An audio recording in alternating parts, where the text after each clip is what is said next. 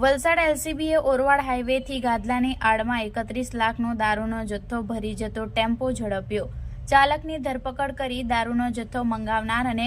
ભરવા માટે મોકલનાર તેમજ અર્ટિગા કારમાં પાયલોટિંગ કરનાર 2 ઇસમોને વોન્ટેડ જાહેર કર્યા। વલસાડ લોકલ ક્રાઇમ બ્રાન્ચની ટીમ પેટ્રોલિંગમાં ફરી રહી હતી, જે દરમિયાન એક આઈસર ટેમ્પામાં મહારાષ્ટ્રથી દારૂનો જથ્થો ભરી સુરત તરફ લઈ જવાઈ રહ્યો છે। જે માહિતીના આધારે ઓરવાડ ગોકુલ હોટલ સામે નેશનલ હાઈવે નંબર 48 પર વોચ ગોઠવી બાતમીવાળો ટેમ્પો નંબર GJ14Z 4897 આવતા પોલીસે અટકાવ્યો હતો અને તલાશી લેતા પ્રથમ ટેમ્પામાં ગાદલાનો જથ્થો મળ્યો હતો, પરંતુ ચોક્કસપણે દારૂ હોવાની બાતમી હોવાથી પોલીસે ગાદલાનો જથ્થો હટાવી જોતા તે નીચે સંતાડીને લઈ જવાતો વિદેશી દારૂના બોક્સ નંગ 208 જેની કિંમત